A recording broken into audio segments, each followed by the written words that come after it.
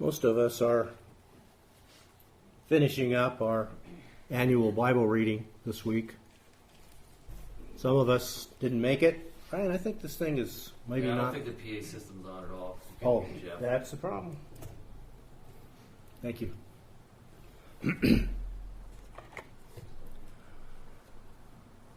So we're about to start again. In January, we'll hand out another sheet of paper. And those of us who are interested will be checking off each day, 5 days a week, going through the entire Old Testament and New Testament. And I think it's a good practice. I think it's something very important for us to do. This evening I want to talk a little bit about why I think the Old Testament is so important. I wrote an article on it yesterday. The sermon's going to go in a completely different direction, but if you've ever wondered why it is that God has left us the Old Testament, then I would encourage you to read that article I wrote yesterday, because God is very clear about what he wants us to do with it. But I want to approach it from a little different perspective this evening. God has a tremendous desire to save us. But God is also well aware of all of the dangers we face. We have so many dangers. And like Jesus said in Matthew chapter 7, if we, being evil, know how to give good gifts to our children, how much more your heavenly Father who is in heaven. And so God has a tremendous desire to save us, to protect us, just like we did with our own children. When we were working with our children, we spent a lot of sleepless nights, I know I did, hoping and concerned about how am I going to get my kids through these formative years without having them get cut or get run over by a car or get hurt. How can I teach them? How can I guide them? How can I direct them? And so in their youth, that's basically what we do. We do it, though, in two different ways. And the reason I'm starting with this is because I think we'll all recognize that that's how we do it. But when we start realizing that that's how God does it, and that God does it mostly in the Old Testament, then I think that we'll begin to appreciate the value of the Old Testament maybe a lot more than we do. So the first thing that we do is we give them positive instructions. We tell them, this will save you, this will protect you, this will get you into your adult years. You remember how Paul put it? It's the first commandment with promise. If you honor your father and mother, your days will be long in the land. Well, we want to make sure that happens. So there's two things we do. First of all, we teach them and we train them, and we really hope that they'll accept our guidance. But secondly, if they won't accept our guidance, then we use discipline and correction to help them see the truth. And every parent who's following God's example is going to follow that. So in their youth, our big concerns are physical dangers. We don't want them to be hit by a car, so we take them to the side of the road. The car goes by, and we tell them, if you were out in the road right now, that car would have crushed you, and you would be in a lot of pain. Well, if they don't get it, then we might take them to the hospital, or we might take them to a cemetery and say, look, here's what could happen to you. This is how we do it with our children. And that's how God does it. Now, after the age of accountability, we're much more concerned about moral and physical dangers from evil companionship. So many lives cut short, or diminished, or ruined by drinking, drugs, gambling, fornication, and other illicit activities. I don't know about you, I prayed a lot about my children during those days because I was deeply concerned. The doors are everywhere, and the consequences are severe. We absolutely do not want our children learning the hard way when it comes to being killed in an alcohol-related accident, or to be destroyed by some drug that they used, or to have their life blighted because they have been thrown into prison and now they're a felon. So we have great concern about this, and once again, we do it one of two ways. We teach them directly, we discipline them, and we show them what happens if you fail. Now, God does the same thing. With Adam and Eve in the garden, we see that first he teaches them of every tree in the midst of the garden, every tree in the garden you can eat. But the tree of the knowledge of good and evil you shall not eat. So there's good, positive information, and hoping that would be enough, that should be enough If God says it, then that should be enough. And this is what God wants us to understand. However, he also shows them the terrible consequences. For in the day that you eat it, you shall surely die. You remember when Moses was up on the mountain and God says, go down now and tell them not to come up? And he said, they won't come up. You told them not to. Well, that wasn't quite enough, was it? And God knew if they looked, they were going to have to be put to death. And so the consequences were severe. And he didn't want to leave it to chance. This is the only instance where God simply left it to Adam and Eve to make that decision. And I've thought about it a lot through the years, why he didn't give them more than this, considering the terrible consequences. But God knew they had enough. And that's all that they needed. Now, both of these methods are used in Proverbs, and I've kind of put them into the different colors. You probably can't see them very well, but instruction is in green, and the others are in brown or orange or yellow or whatever color you want to call that. So as we read the first chapter of Proverbs, we learn this. The Proverbs of Solomon, the son of David, king of Israel, to know wisdom. Now, wisdom is the positive instructions, the accepting of positive instructions, the ability to avoid all problems and all difficulties and all consequences because we listen. That's what wisdom is. And so, in the Proverbs and in the whole Old Testament, as we'll see in a few moments, wisdom is one of the most important things that reading the Scriptures will give to us. It will keep us protected and doing the right things. Instruction is the negative. Instruction is the punishment. It is the chastening. It is the negative example. So the Proverbs give us wisdom and instruction to discern the words of understanding, to receive instruction in wise dealing and righteousness and justice and equity, to give prudence to the simple, to the young man knowledge and discretion, that the wise man may hear and increase in learning, and that the man of understanding may attain unto sound counsel. Now, that's what Scripture is for. That's what parents try to do. That's what all of us are seeking in our lives. If we're smart, if we are wise, then we want to listen and find out as much as we can so we don't have to learn the hard way. I hate learning the hard way.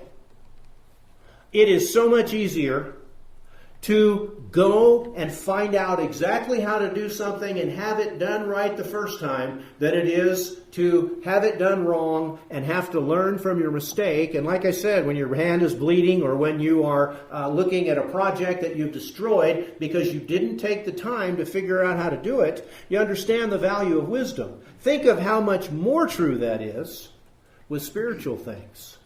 Jesus talks about weeping, gnashing of teeth, anguish and agony of those people who did not learn the easy way. They didn't learn the easy way. They have to learn the hard way. They have to spend their eternity banished from God in agony and sorrow. I don't want that to happen to me. I don't want that to happen to my children. I don't want that to happen to anyone. And so this sermon is kind of designed for that. Verse 5, that the wise man may hear and increase in learning, that the man of understanding may attain unto sound counsels. To understand a proverb, the words of the wise and their dark sayings. The fear of Jehovah is the beginning of knowledge, but fools despise wisdom and instruction. Now again, wisdom is the positive instruction God has given throughout the Scriptures. And instruction is the negative, the punishment, the chastening, and the negative examples that we learn in the Scriptures. So verse 8, my son, hear the instruction, this is discipline again, of your father, and do not forsake the law of your mother. Now, as I said a moment ago, wisdom is the easy and best way. Now, the Hebrew word, I won't bother trying to pronounce it for you. It doesn't really make any difference. You can see it there. It is the knowledge and ability to make the right choices at the opportune time. How many times have we said, if I only knew then what I know now? Well, you didn't have wisdom then. Wisdom would mean you do know then what you need to do to make the best possible decision. Now, how does God give that to us? Well, we can pray for it. but praying for it is not going to give us very much if we don't have the essence of what we need in order for the prayers to be able to work off of something. If we don't have the raw materials, God can't give us wisdom. The raw materials are in the Scriptures. So this particular word is the ability to make the right choice at the opportune time. The consistency of making the right choice is an indication of maturity and development. Now, that's what God is talking about. This is the word wisdom here. Let's read it. How blessed is the man who finds wisdom, who finds the ability to make the right choices at the best possible time. Now, those of us who were converted and became Christians in our youth, we look back on that as such a good decision, such a wise decision that has changed the course of our lives, that has brought good people into our lives, and that has brought wisdom and knowledge. And of course, the later we waited, the less opportunities we have.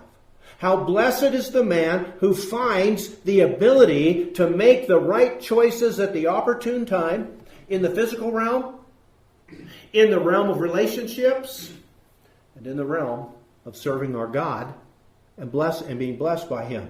Notice what he goes on to say. Its profit is better than the profit of silver, and its gain than fine gold. She is more precious than jewels. Nothing you desire compares with her. Long life is in her right hand, in her left hand are riches and honor. Her ways are pleasant ways, and all her paths are peace. You know, there's nothing more agonizing than to look back on your life and realize that if I had just made this decision then. You'll never have peace if that's what's haunting you. And of course, we have to forgive ourselves. We have to ask for God's forgiveness. But the point is, it would be much better if we made the proper decisions at the right time in regard to our children, in regard to our relationship with the Lord, in regard to our growing and developing. So he goes on to say, her ways are pleasant ways, and all her paths are peace. She is a tree of life to those who take hold of her, and happy are all who hold her fast. Now, as I said a moment ago, that's what the Old Testament is for now.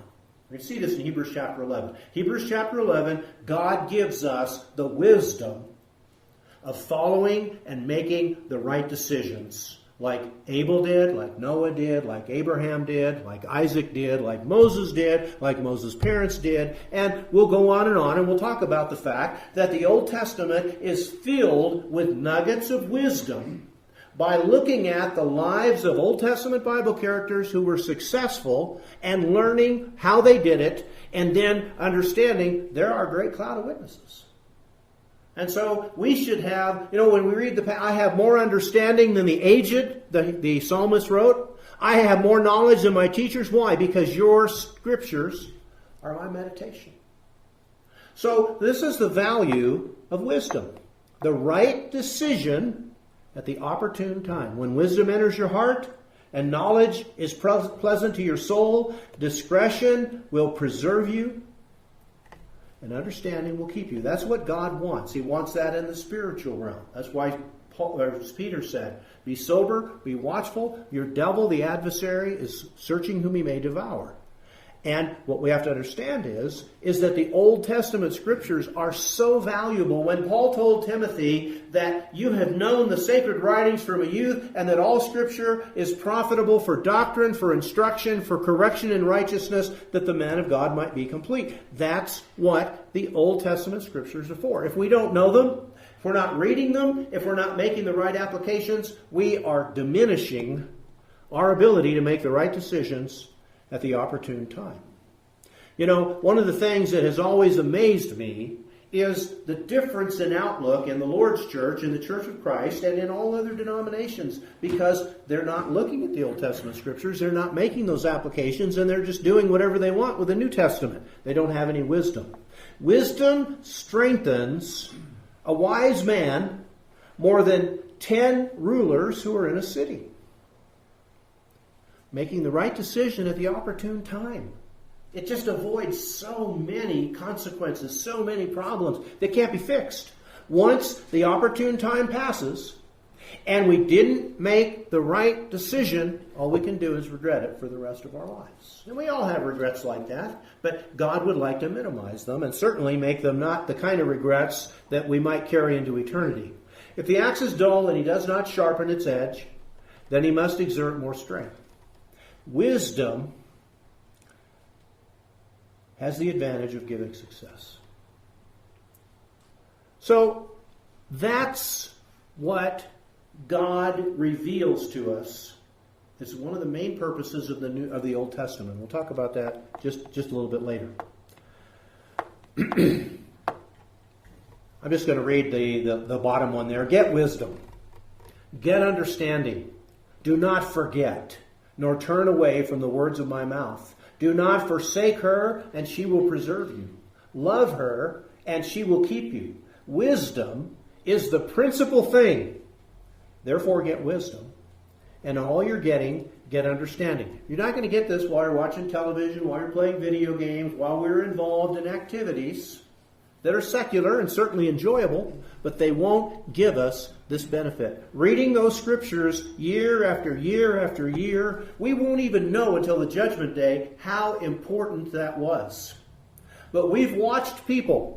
You know, one of the things that I've learned from Nadab and Abihu, from Cain and Abel, from David and Uzzah, from King Saul, is that if you don't make the right decisions at the opportune time, you can have eternal regrets.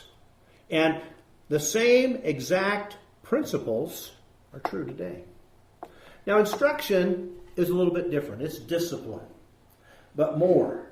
It teaches how to live correctly in the fear of the Lord, so that the wise man learns his lesson before the temptation and the tempting. Now, this is what I call the negative consequences, the negative use of examples. I used to do this with my kids. If there was a terrible accident, a terrible crash on the front page of the paper, drunk driver, I call the kids in. Hey, you see what can happen? You see what can happen? That's instruction. Wisdom would be, don't ever do this and your life will be good. Instruction is, if you do this, this is the probable, possible outcome. And so this is the word for negative learning, and it's put next to wisdom. Wisdom, positive acceptance of truth and following it. Instruction, negative impacts if you don't follow it. And hopefully those negative impacts are going to be our looking at other people and the mistakes they've made and not having to look back on our life in our 60s and 70s and say how stupid I was, how foolish I was, how I wasted my life. And of course, then we can become the instruction to other people. And that's often what we do. We sit down with young people and we say, look, don't make the same mistakes I did. I chose to do this, I chose to do this, and the outcome is terrible. And so we become an example of instruction, but I'd rather that didn't have to happen. Now, in the wilderness, this word is used.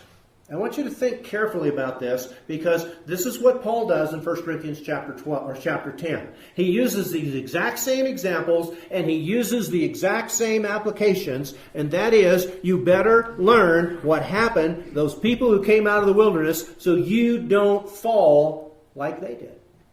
So here's Moses. We're right on the doorstep of the promised land. He's about to die. Mount Pisgah is somewhere near, and he's very close to leaving. He's preaching these final lessons to the children of Israel, and he's reminding them of something. You shall therefore love the Lord your God and always keep his charge, his statutes, his ordinances, and his commandments. What a pertinent passage for today. As we look out at the realm of religion, we realize how few people are doing this. And know this day that I'm not speaking with your sons who have not known or have not seen the discipline of the Lord your God, his greatness, his mighty hand, and his outstretched arm. So Moses is taking the last 40 years, and he's saying, I want you to go back over and look at all of the terrible things that have happened, all of the things that God has had to do to teach us to keep his charge, his statutes, his ordinances, and his commandments. So he used the wilderness as this instruction. The goal, in verse 1, to love God, always keep his charge, statutes, ordinances, and commandments. To accomplish this, he reminds them of the discipline. Just exactly like Paul did, and we'll come to this in just a few moments. Let's look at what he says. His miracles and his acts, which he did in the midst of Egypt unto Pharaoh. That's the 10 plagues. You remember those 10 plagues? Do you remember how God instructed and disciplined those people in Egypt? Can we make an application there? Do we want that to happen to us? Verse 4. What he did unto the army of Egypt when the water covered them up. There's instruction. If you want to rebel against the Lord, that's what's going to happen. Then he goes on to say in verse 5, what he did to you in the wilderness until you came to this place. What he did to Dathan and Abiram, how the earth opened her mouth and swallowed them up and their households. Now, Paul's going to go in a little bit more further. Don't murmur like they did. Don't commit fornication like they did. Don't tempt the Lord your God like they did. And he'll list several other things. Why? Because we need that discipline. If we don't want to have to endure it ourselves, we have to learn what happened to other people. Like I say, that's learning the easy way. The best way is to learn it by just accepting it. God said it, I believe it, that's going to be the end of it, I'm going to do it. But sometimes people aren't interested in that, so there needs to be a next step. And that's this, what we would call instructive discipline. Discipline that God has done to others that we apply. We say to ourselves, I'm not going to do that. I'm not going to fall into the same area that they did. Now, I have to keep something in mind. In 100 years from now, our lives are going to be just like theirs. And we're going to look back on how we lived our lives. We don't want to live it like they did. My son, do not despise the chastening of the Lord, nor detest his correction. For whom the Lord loves, he corrects, just as a father, the son, in whom he delights. Now that's found in Proverbs 3, but it's quoted in Hebrews chapter 11. This is the passage, and we'll get to this also. We're going to kind of sum up and package all of this up at the end. But the basic point that I want to make is that God has recorded all of these things in the Old Testament. Just like he reminded the children of Israel, well, they're still there. And in Hebrews chapter 3 and 4, and in 1 Corinthians chapter 10, he goes back and he points to them and he says, you remember what happened to them? They had the gospel preached to them just like you, and it didn't profit them. Don't think that you can't fall like they did. That's instruction. That's not wisdom. That's instruction. That's using negative things to warn people. If you're not going to learn the easy way, here's the next step. If you're not going to just accept what God says, here's the next step. The commandment is a lamp, and the law a light. Reproofs of instruction are the way of life. Foolishness is bound up in the heart of the child. The way of man is not in himself. It is not in man that walks to direct his own steps. That's the way of life. And learning about these things, being able to go over in our minds and realize, okay, I'm about to make a decision. Let's go back over in my mind. Okay, you remember, that's exactly what this guy, he was in the same situation as me right now. And here's what he did, and this is how it turned out. I'm not going to do it that way. That's what we have to learn. We can learn that from Balaam. Balaam was God's prophet. And yet, through greed and through folly, he lost it all. The easy way, learning it from others. When I saw it, I considered it well, I looked on it, and received instruction. I don't need to get beaten.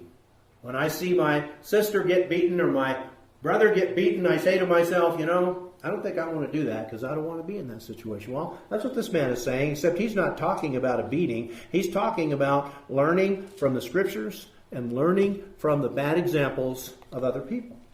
So the wisdom is learning from the successes of others and avoiding the need for chastening. I don't want that. I don't want to have God reaching into my life. Now, that's the final step. If I won't learn wisdom and I won't learn the instruction found in the Old Testament, that's when Hebrews 12 kicks in. The Lord will chasten us as seems good to Him. If we won't learn, He'll bring in problems. He's not going to let us go. He's going to try to help us. So, first we learn from the successes of others. The Scriptures, the New Testament Scriptures, referring back to the Old Testament, mention many, many different Bible characters that we can learn this from. Don't need to fail. Through Abel, he's still speaking. I can learn from Abel. Though he's dead, he's still speaking. What can I learn from him? I can learn how to worship the Lord. I can learn how to worship the Lord in spirit and in truth. I can learn how to worship the Lord as a genuine worshiper if I'll just listen to Abel and reject the negative consequences of what happened to Cain. Cain and Abel are classic, and they're used over and over again. Hebrews chapter 11, 1 John chapter 3, they are placed there in Luke and in Matthew. He puts them in there to help us understand about this. Learning from the failures of others and avoiding the need for personal chastening, and I probably should have gone a little bit further, or to avoid failure ourselves. Refusing to learn from others, well, that's when the Lord sends directly to us. And you see that over and over throughout the Kings, throughout the Judges, throughout between the Testament. What do you see over and over again? When God sees His people need to be chastened, He sends it. I've got a bad feeling that that's what we're on the cusp of right now.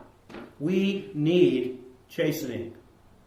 It isn't the wicked. God isn't chastening a nation for the wicked. He's chastening a nation because of the decisions of the righteous, because He sees the righteous wavering, because He sees the righteous being caught up, like Jesus said, in the cares of the world and the desires of other things. If we don't want to bring that on ourselves, then before it's too late, we need to learn it.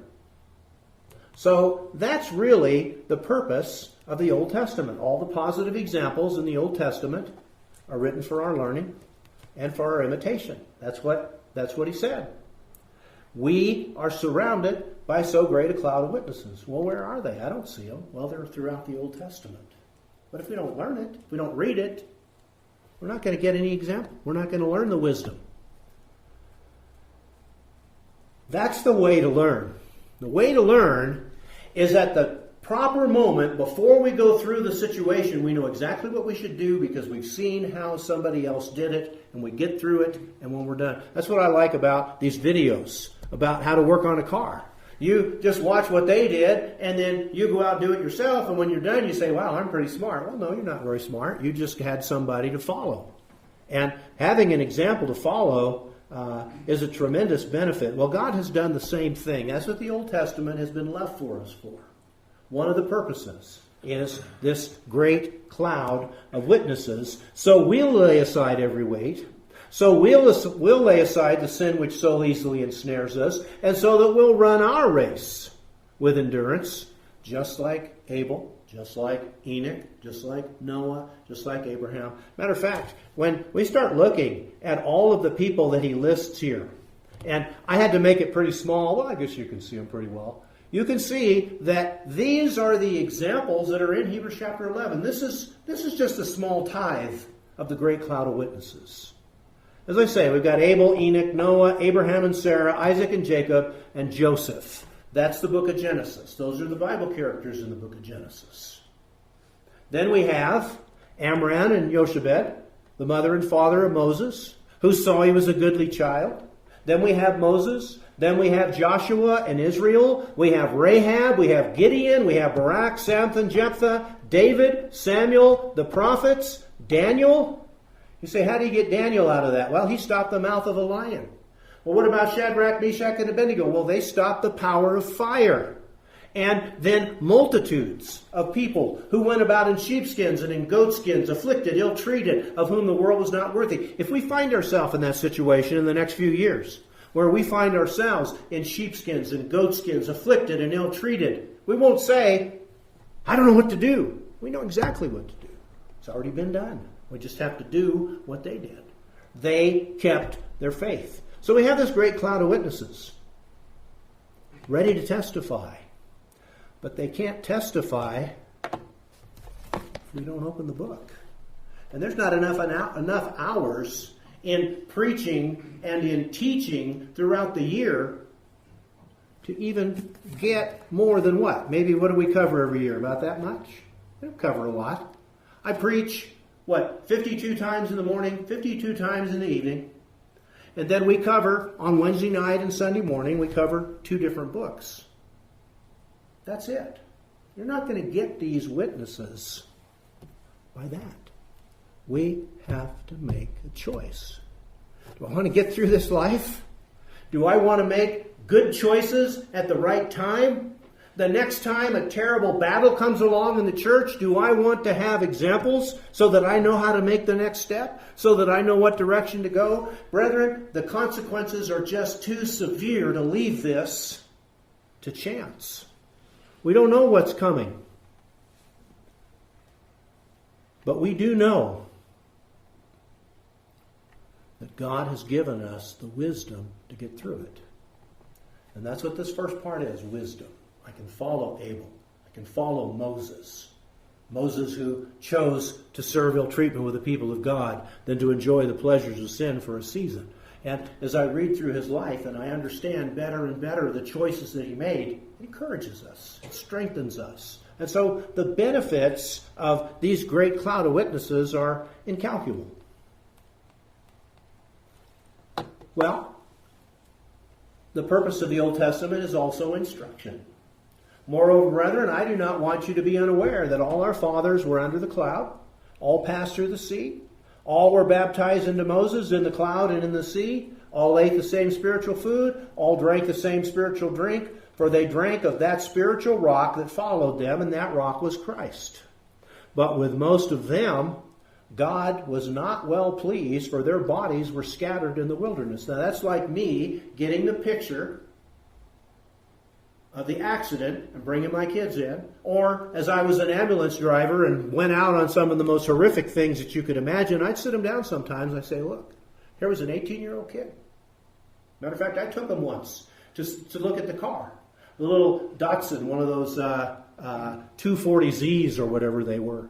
And the engine was in the trunk and the transmission was sticking out with the drive shaft. That guy had been thrown from that car. He was going about 90 miles an hour when he hit a tree about as big as this. It was a huge tree. And I used that. Their bodies were scattered in the wilderness. That guy's body was on the ground, all torn to pieces, thrown out of that car. Don't drink and drive. You think that doesn't have any impact? Of course it has an impact, because they saw the car.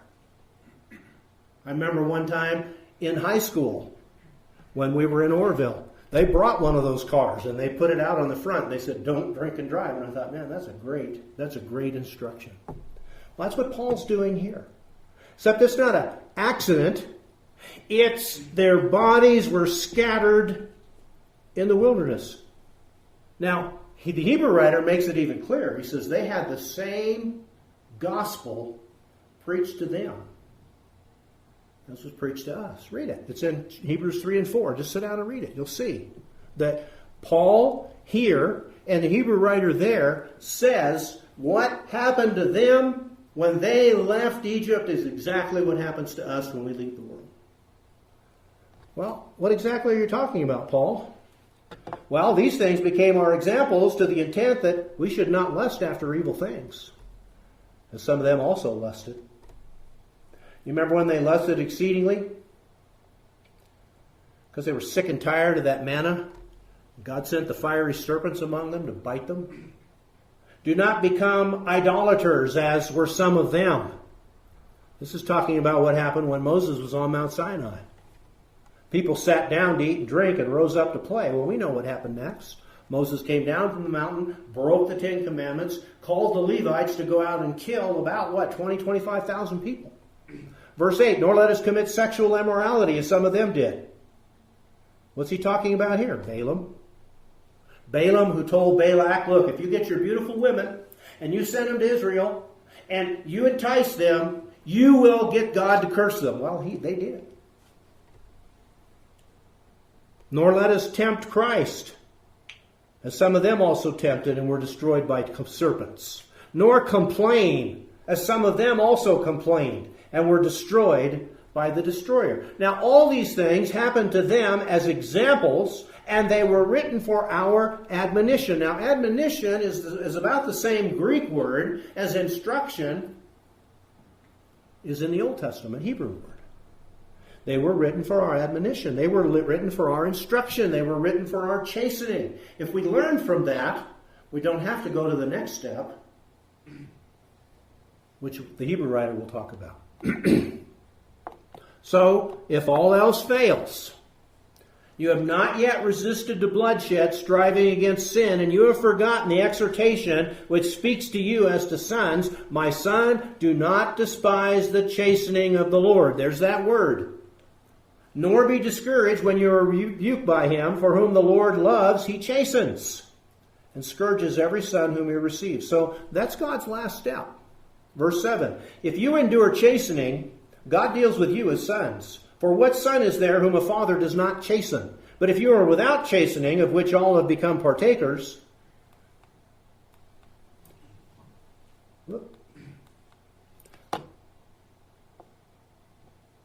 looks like I lost a verse there. That's all right. Furthermore, we had human fathers who corrected us. There's that same word. We paid them respect. Shall we not much rather be in subjection to the Father of spirits and live? For they indeed for a few days chastened us as seemed best to them, but he for our profit, that we may be partakers of his holiness. Now no chastening seems to be joyful for the present, but painful. Nevertheless, afterward it yields the peaceable fruit of righteousness to those who have been trained by it. Do you know what he's talking about here? He's talking about the destruction of Jerusalem. He's talking about the persecutions that are going to be coming. As I mentioned Wednesday night, Hebrews and 1 Peter were written about the same time, about the same circumstances. The fiery trial is coming. So we can learn by wisdom in the Old Testament and in the New Testament, which makes the applications for us. We can learn from instruction, which are the negative outcomes that we read throughout the Scriptures. Or we can learn by God saying, okay, I've got to wake Alan up. I think we're going to have a financial problem for Alan. I don't know whether God does that directly. I think he probably does. That's basically what's being said here, but I wouldn't argue with you about it. I certainly am not going to say the next time something bad happens to me, God's doing this, but I know he's doing it, and I'm glad he's doing it. Because if wisdom won't help me, and the negative examples of other people won't help me, and I'm on a collision course with eternal destruction, I hope God will chasten. I hope he will punish. I hope he will take things away and bring upon us these kinds of things. So, what are we going to choose? We can read our Old Testaments. We can look at all the wonderful, good examples of people that God has put there. We can learn from it. We can make the right decisions at the opportune time. We can look back on our lives with great joy and happiness, not pride, not smugness, but just wonderful amazement that God helped us so much with all of these good examples. We can also learn from chastening, either by taking instruction from others who fell in order that we might succeed, or by refusing to take instruction. The Lord will still send chastening so we can receive. And then sadly, the last thing, if we refuse that, it is a fearful thing to fall into the hands of the living God. So, our study of the Old Testament. Yes, we're going to put out new lists. I was thinking about that yesterday. I just kind of sighed and I said, wow, I just finished and now I've got to start all over again. I'm just now finishing up the last few pages, and then next week, here I'll be right back here again. And I just kind of thought, do I really want to do that this year? And like I say, this lesson just kind of started formulating. And yeah, I can't wait to study it. Why? because I'm going to get more wisdom next year than I got this year. I'm going to get more chastening and more instruction. And I'm going to learn, and hopefully whatever terrible, foolish decisions that I might have made,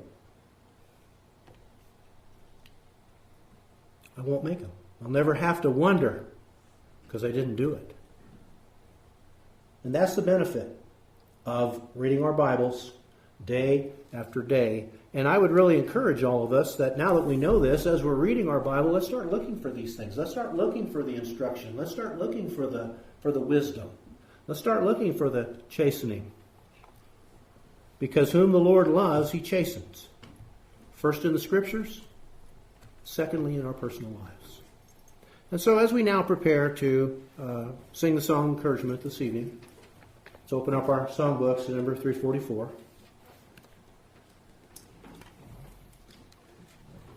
We are rushing headlong into eternity. Every day brings us one step closer. And as Hebrews chapter 9 puts it so succinctly, it is appointed unto man once to die. After that is the judgment. For we must all stand before the judgment seat of Christ to receive the things done in the body, whether they be good or whether they be evil. I want them to be good, and I know you do too. And that's what this lesson is designed for, to help us find those things that should be standing out like a sore thumb, whatever that means. But that's an idiom we have, that it stands out, that it's something you can see. That's what we have to do with these things. If you can see something tonight you haven't seen before, and you need to make your life right with God, don't wait until He has to chasten. Take the opportunity to make the right decision at the opportune time so that it doesn't have to be made for you at the worst possible time. If we can help you in any way, would you please make it known while we together stand and sing?